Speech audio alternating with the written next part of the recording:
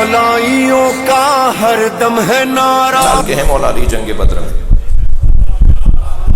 اور نبی نے اس جوان کو علم دے دیا، علمدار لشکر مصطفیٰ، علمدار دین اسلام، علمدار مجاہدین الہی حضرت مولا علی علم لے کر آئے. جب علم لے کر پوچھا بھائی کون ہے علمدار، کون ہے؟ ادھر سے پوچھا گیا، ضرورت ہی نہیں ہے مجھے نام لینے کی، ادھر سے پوچھا گیا کہ کون ہے علم، پرچمدار کون ہے، علمدار کون ہے؟ کہا علی. کہا علی تو بہت جوان ہے، بچہ ہے. اب پورے مشرکین کے لشکر میں یہ پھیلا دیا گیا کہ ایک بچے کو علم دیا ہے. خبردار ظاہر کو نہ دیکھنا. ہاں اللہ کا کام بڑا نرالا ہے، اللہ کے طریقے بڑے نرالے ہیں. جی توجہ ہے. خانہ کعبہ کو گرانے کے لیے ہاتھیوں کا لشکر آیا تھا. اگر اللہ نے ہاتھیوں کے مقابلے میں ہاتھی بھیج دیے ہوتے تو گویا ہاتھیوں کی طاقت کو تسلیم کر لیا ہوتا. اللہ نے ہاتھیوں کے مقابل ہاتھی نہیں بھیجے، ابابیل کا لشکر، نحیف و ناتوان پرندہ.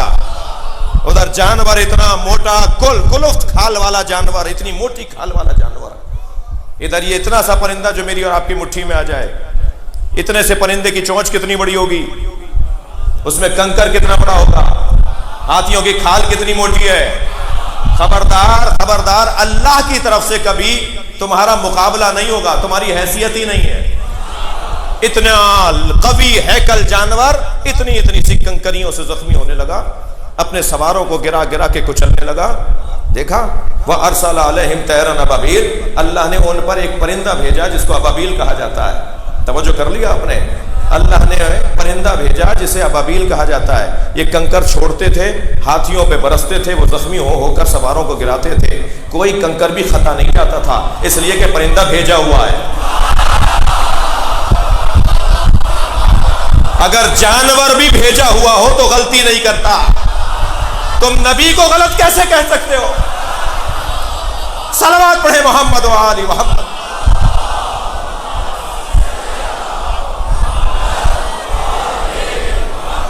بڑا مشکل دور ہے.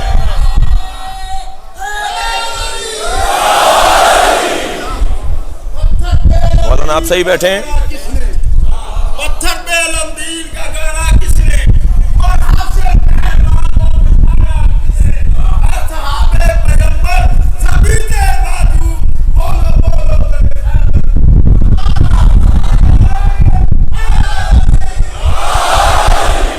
توجہ ہے.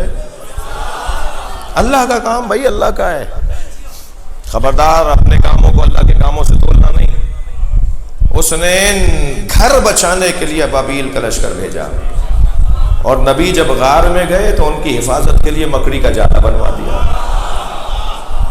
احوَنِ بیوت، پھوکوں سے ٹوٹنے والا گھر. اتنا کمزور گھر جو پھوک مارنے سے ٹوٹ جائے. باریک باریک تاروں کا گھر بنایا نبی کی حفاظت کے لیے. اندر نبی ہیں، جالا تنوا دیا کہ نہیں ہے. یہی ہوا تھا نا، وہ پیر دیکھتے ہوئے تو پہنچے تھے نا. جب پہنچے غار کے دہانے پر تو دیکھا کبوتری نے انڈے دیے ہوئے ہیں، گھونسلہ بنایا ہوا ہے، اور مکنی نے جالا تنا ہوا ہے. یہ ماحول بتا رہا ہے کہ اندر کوئی نہیں گیا. نبی اندر ہیں، اللہ انتظام کر رہا ہے نہیں ہے. بستر پہ نبی ہیں، اللہ انتظام کر رہا ہے. اللہ تقیہ کرے تو جائز، اور ہم اطاعت الہی میں تقیہ کریں تو ناجائز. یہ کیا ہو رہا ہے؟ تقیہ بزدلی کو نہیں کہتے، حکمت اور دانائی کو کہتے ہیں. حضرت آیت اللہ جوادی عاملی نے کیا خوب تعریف کی ہے تقیہ کی. فرماتے ہیں تقیہ استعداد مخاطب کا موضوع نہیں ہے. بولنے والا اور کرنے والا تقیہ نہیں کرتا. تقیہ استعداد مخاطب کا مسئلہ نہیں ہے، استعداد مخاطب کا مسئلہ ہے. سامنے والا سمجھ نہیں پائے گا.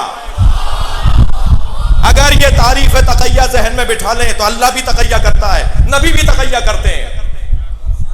کیا کہا ہے نحن نکلم الناس علی قدر عقولہم، ہم لوگوں سے ان کی عقل کے مطابق بات کرتے ہیں. یہ تقیہ نہیں، یہ تو کیا ہے؟ لوگوں سے ان کی عقل کے مطابق بات کرو، یہ سمجھ نہیں پائے گا. دربار مامون الرشید میرے مولا رضا تشریف فرمائیں. ایک مخالف نے آواز دے کر کہا یا ابن رسول اللہ، آپ کا عقیدہ یہ ہے کہ علی قسیم النار والجنہ، علی جنت و دوزخ کے تقسیم کرنے والے ہیں. میرے مولا رضا نے فرمایا ہمارا عقیدہ نہیں ہے، یہ نبی مکرم کا فرمان ہے، یہ سرکار دو جہاں کی حدیث ہے. یا علی انت قسیم النار والجنہ، یا علی تم جنت و دوزخ کی تقسیم کرنے والے ہو. برابر سے مامون الرشید کی آواز آئی، فرزند رسول مجھے یہ حدیث سمجھ میں نہیں آتی. حضرت نے فرمایا یہ حدیث سمجھ میں نہیں آتی تو ہم ایک اور حدیث تمہیں سمجھاتے ہیں، سناتے ہیں جو اسے سمجھائے گی. حضرت نے فرمایا یہ تو نہیں سمجھ میں آ رہا کہ علی جنت و دوزخ کی تقسیم کرنے والے ہیں، یہ حدیث تو سمجھ میں آتی ہے یا علی حب کا ایمان و بغض کا کفر، یا علی تم سے محبت کرنا ایمان ہے، تم سے نفرت کرنا کفر ہے. جو علی سے محبت کرے گا مومن ہے، جنت میں جائے گا، جو علی سے نفرت کرے گا کافر ہے، دوزخ میں جائے گا. تو علی ہی تو جنت اور دوزخ بھیج رہے ہیں.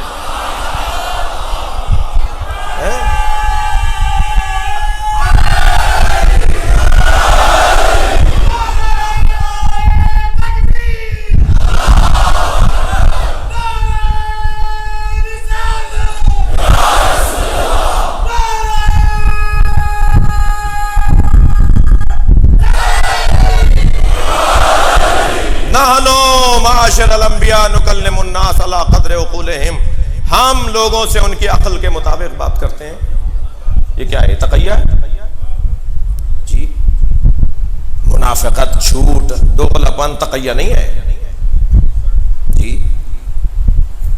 سامنے والے کی اہلیت اور قابلیت کو دیکھ کر بات کرنا. میرے مولا رضا نے بتا دیا. جیسے ہی محفل برخاست ہوئی ابا سلط ہروی نے جوتیاں سیدھی کی.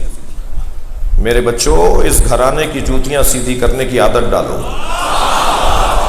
جو یہاں جوتیاں سیدھی کرنے والا ہوتا ہے نا، جو یہاں جھکتا ہے اس کا سر بلند ہو جاتا ہے. تو اس عاجزی، اس دروازے پر عاجزی، اہل بیت کے دروازے پر عاجزی انسان کو امیر بناتی ہے. ابا سلط ہروی نے جوتیاں سیدھی کی اور جوتیاں سیدھی کر کے امام سے کہنے لگے مولانا، مولا وہی جواب ہے جو آپ نے دیا. فرمایا وہ ان کے لیے تھا، تمہارے لیے اور ہے. مولا نے حضرت ابا سلط فرمایا فرمائے میرے لیے کیا جواب ہے؟ میرے جد محشر میں کھڑے ہوں گے، میرے جد علی محشر میں کھڑے ہوں گے، جنت سے کہیں گے یہ میرا ہے، دوزخ سے کہیں گے تیرا ہے. لوگوں سے ان کی عقل کے مطابق بات کرنا.